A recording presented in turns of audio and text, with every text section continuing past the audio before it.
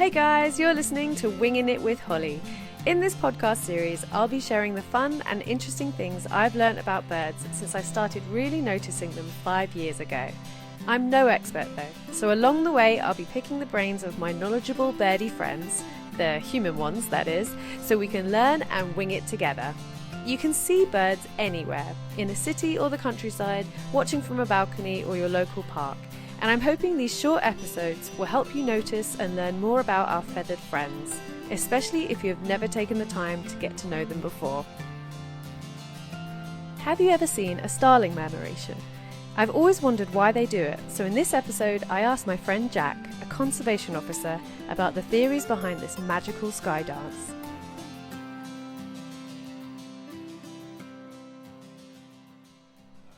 I thought I could see something. There's definitely some formations. They're really low down though, and they'll do that in the wind.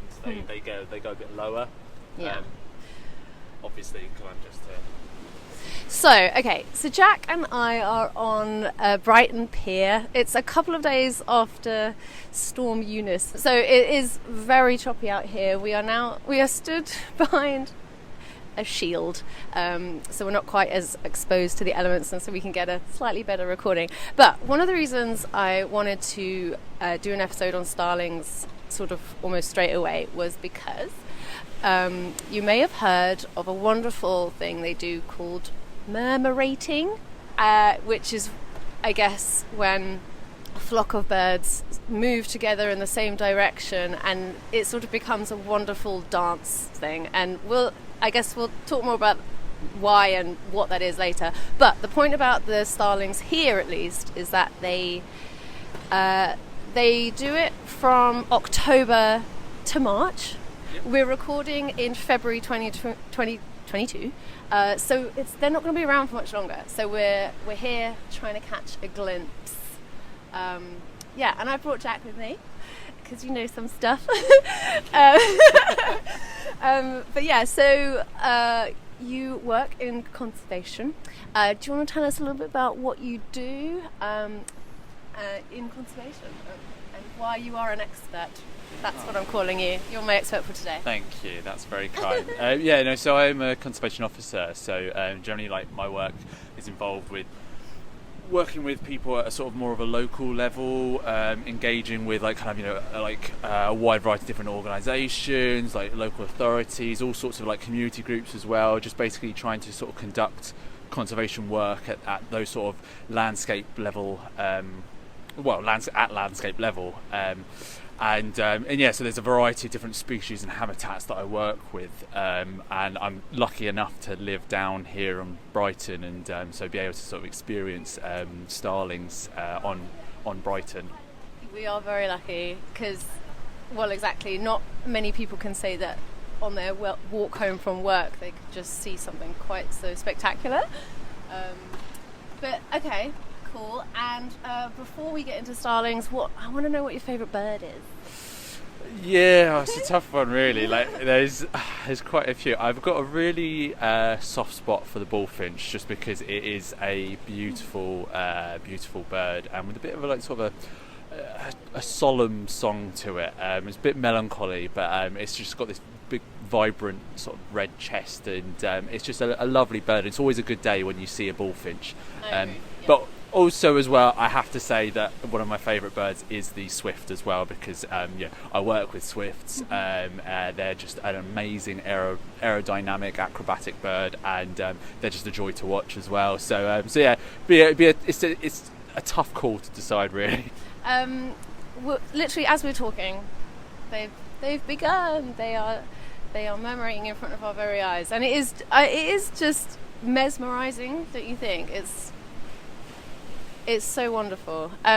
But I think we should first off assume that some people listening might not have a clue what a starling looks like. So let's try and describe. So I was thinking about this. They kind of, from afar, they do look a bit like blackbirds, don't they? Yeah. As in, they are around a similar size. They do look black. But of course, if you get up close, you'll discover starlings are like beautiful because they are speckled and they have like this iridescent purple. It's a purple and mix. green. Yeah, depending on how the light hits, it could be purple, it could be green, it could be a little bluey colour like to it. You know, these little flashes of colour that come through, and then you've got those sort of almost like star speckles of white in there as well, and especially in the juveniles as well. So the young birds, they'll have really, really spotty bits to their plumage as well, so you can really notice it. Yeah. So up close, they're absolutely beautiful, but afar, they kind of. Would you agree they do look a bit like blackbirds? They could be confused for blackbirds. Yeah, I actually I had a question from a friend the other day that they noticed a load of birds, like these black birds with yellow beaks, all like kind of aggregating together on this bit of farmland as he was driving past, and he just saw like this huge flock of them. And I was like, what bird could that be? I was like, because blackbirds don't do that, and the blackbird was the first bird that came to mind. And then after a while, I was like, of course, it's a starling. So yeah, you even like, I get a little bit confused sometimes because they do look really, really similar. I mean, they're around about the same size as well. Yeah. In terms of where you might sort of spot them, I feel like they're perchy birds up high. I feel like they're often on sort of rooftops. Do you not find it? Is that just me? I just feel like they're not often that low to the ground. Yeah, I mean, they'll generally sort of you'll find them roosting or nesting as well in urban areas, so on top of the roofs, etc. And generally the only time that you'll find them on the ground will be around when they're feeding around. So if they're feeding in the grass, but normally they'll probably do that around like kind of farmland areas. So they'll go out of town to feed during the day, and then they come back, to roost, or just to sort of hang about, when they're in their nesting or roosting spots. So you'll definitely sort of see them more high up, like kind of up on the top of people's roofs, that sort of thing. But also you're more likely to hear them first before you see them. Yes, which is a very good segue into what they sound like, because they have a really interesting sort of array of all kinds of different sounds. They sound a little bit like a radio being tuned, like you kind of go through lots of electric sounding like clicks and whistles, and do you know what I mean? Yeah, no, exactly. It's like it's lots of clicks and whistles, and they're really, really good mimics. Yeah. So they'll have like kind of those moments where they're sort of like clicking and crackling and doing all sorts, and then all the pops, etc. And then what they'll do is they might have that with a bit of a sort of a mimicry of another bird. Yes. So like kind of they're known to do it with buzzards, or owls even as well. So there's a huge range, and they even do human noises as well. So you might find them doing an alarm bell or like kind of the sound of a drill or something like that. So they're really, really good at being able to create a wide variety of different sounds, and essentially like kind of that puts a male in a good stead to be able to sort of breed with a female as well, to show off its repertoire. Yes. So basically, from a sound perspective, they're quite confusing to identify because they're kind of making all kinds of different noises and imitating. But I think when you get that electric sounding kind of, I don't know. It's the electric sound, and then also as well, I think often if you hear one, you'll hear like another, you hear more. So like they're chatting. Yeah, they're gregarious birds, so they will you'll see and hear them in numbers. So if you're hearing those sort of like electric, like crackling sort of noises, and lots of them at the same time, then it's a safe bet to say it's a starling. Okay, so we are witnessing a murmuration. Why? This is the big question, Jack. Because essentially, a way you could describe this is that they are dancing through the sky. There's a couple of, I understand there's quite a few theories or reasons why they might be doing this, but I'd like to ask you from a more sort of, I guess, conservation science perspective. Do we have any idea why they're doing this? Well, I mean, there's nothing really, fully concrete about why they're doing it. There are suggestions of like various different things that are suggested as causes for it, and to be honest, it could just be a mixture of all of them. It's things like safety in numbers, so they're trying to avoid predators, but also as well, they're murmurating just before they settle down to their roost sites. So a lot of it could be them deep in conversation with each other. They're very social birds. They want to sort of communicate and talk about like kind of things like where did you get your food today, and like no, but it's true, like they will share like kind of information about feeding sites, etc. So as in whilst they're doing this, yeah, like so, and they'll be like chattering away, like kind of, especially when they're hunkered down in their roosting sites. They'll be chattering away about the day essentially. But even as well, there's the sort of the artistic sort of poetic interpretation of it as well. Like you say, like kind of they're sort of dancing and the acrobatics of it. I mean, it could be as well that they're sort of just finding those connections with each other and potential mates as well, because they'll be choosing like kind of who they want to essentially breed with in the summer. I'd never thought of it as a sort of mating dance before, but yeah, it could literally be that, couldn't it? Yeah, I mean they get together and roost in the winter, so they're really gregarious like at that point. But when it comes down to it, they will breed with one other bird, and so this is sort of their opportunity to find that other bird, and yeah, so it could be a variety of different things, but we don't quite know. And I think also as well, it's quite nice to sort of think about it in that sort of more poetic way as well, that they might just enjoy it. They might just literally enjoy riding. Well, that's another thing. I thought perhaps it might be to do with like the thermals, sort of finding my understanding of thermals in the sky being that they're sort of they're riding like heat waves, like in the air. Is that well? I mean, does that even make sense? What I just said. Of course, yeah. I mean, there are other birds that will definitely, they use thermals all the time to be able to kind of get that height. So, especially migrating birds as well, they'll always use thermals, and they sort of do this thing called kettling, where they sort of spiral upwards and they catch these thermals and these drifts that knock them upwards.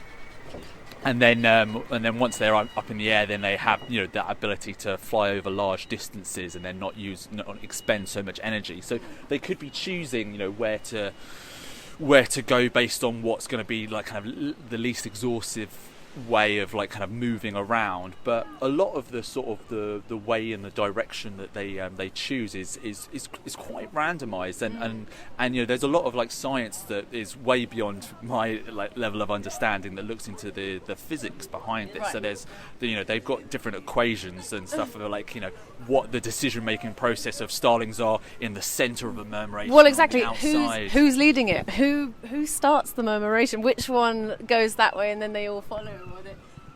It's sort of a bit of a. Yeah. It's just fairly randomised. There are sort of certain situations that will cause birds to make.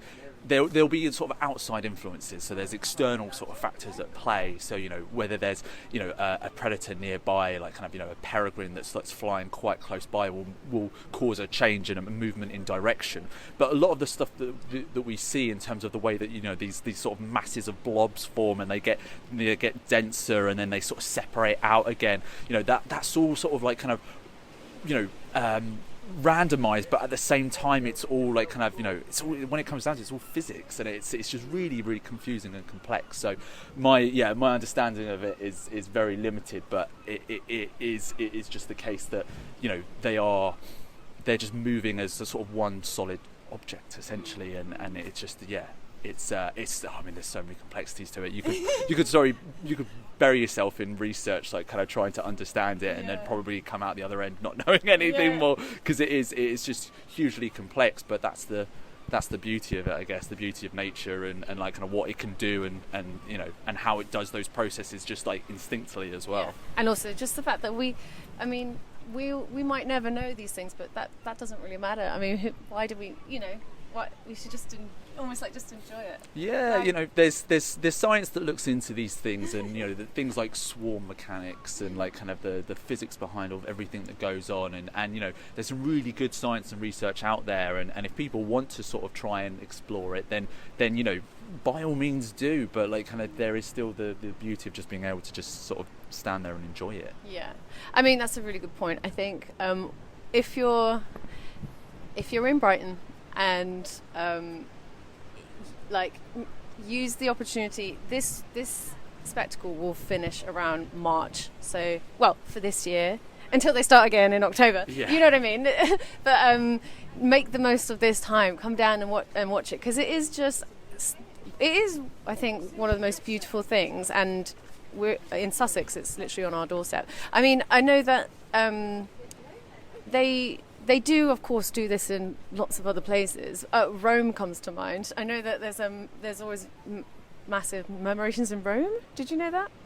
Yeah, no. So I mean, around like kind of wherever you will find like kind of the distribution of starlings, there will be murmurations. Right, okay. Unfortunately, not as many as there were in the past, but you will still see murmurations, especially around like over the top of water bodies. So that's why we've got a special place here on Brighton Pier, where they're sort of murmurating over this large expanse and this open expanse of water. So you'll find them in Brighton. I think Aberystwyth is also a good place. There are a variety of different piers where they will murmurate, and then you've also got rural areas as well. So they'll do it over reed beds as well, so places like around like the Somerset Levels and where you've got these massive expanses of water, those are also really good places to see starlings as well. I want to say like RSPB Minsmere Reserve, don't they have really spectacular murmurations? Yeah, so Minsmere will have murmurations there, along with Ham Wall's a big one as well. So there's a huge murmuration there, and that's starlings roosting in the sort of sites that you would expect them before before humans were building and like kind of, and they became part of the urban environment. You would see them hunkering down and roosting in reed beds, and then all of a sudden they congregate and they murmurate around these reed beds, and then they just drop and then descend onto the reeds, and I mean, I've not had the privilege of being able to see that myself, but it's something that's definitely on my list, because it would be amazing to see them in that environment. Yes. I also think if you are ever have the opportunity to hear them fly over your head, it is that sound is incredible. And I'm lucky enough to have heard that before. But also, do you remember when we came down here to watch them a few weeks ago? And I was intent on like trying to record the sound of a murmuration. And I think one of the most beautiful things that I realised was that it makes no sound. Like, unless they go over you, they are.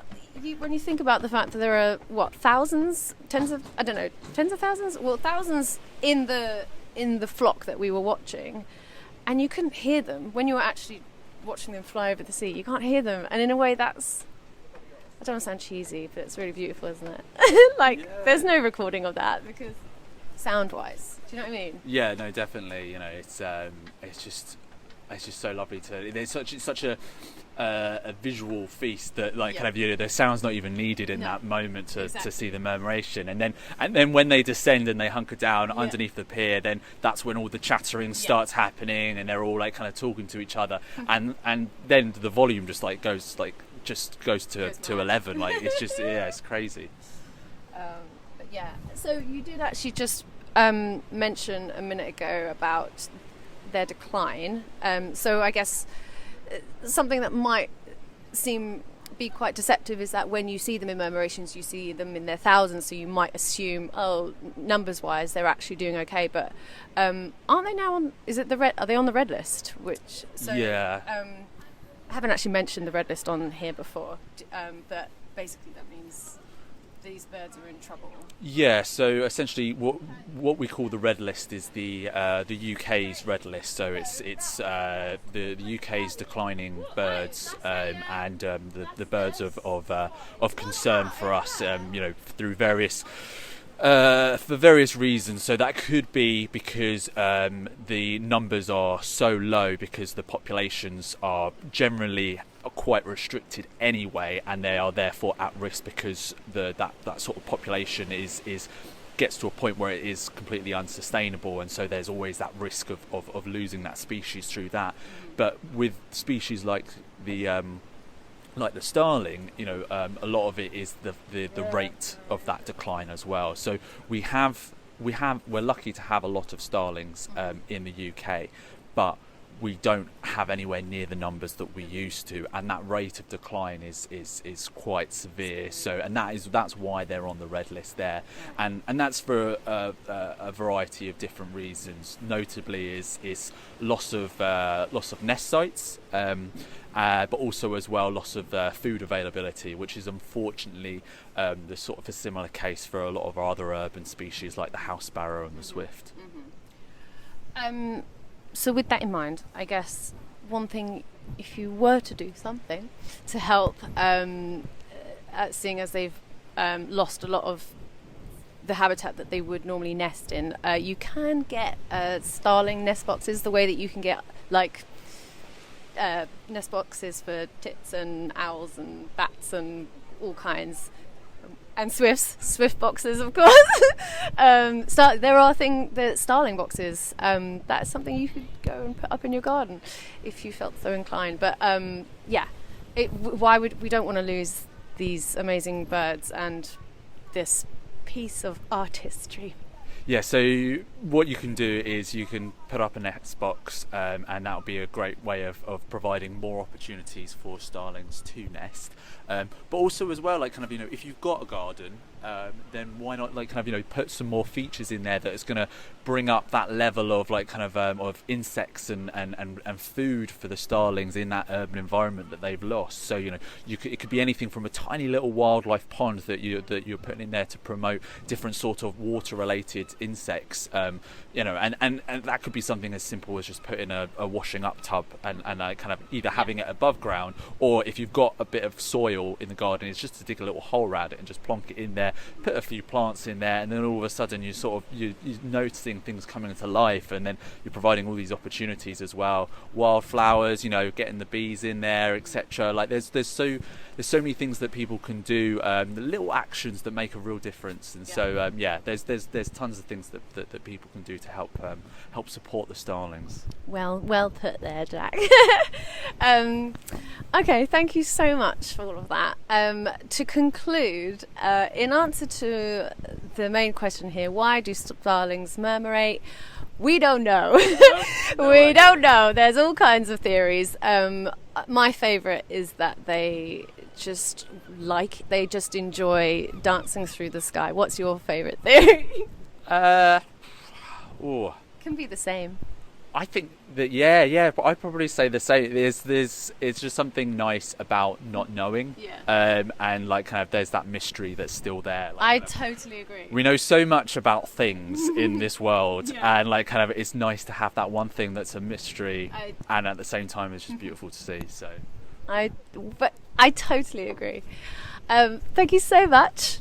I hope you're back again for another one, and until next time. Thank you for having me, and I hope I'll be back again. I hope this was a good interview. oh absolutely. Cool, thank you. Thank you for listening to this episode. Don't forget to subscribe if you haven't already, and if you have any birdie questions you'd like me to explore in this podcast, you can get in touch via my Instagram @WingingItWithHolly.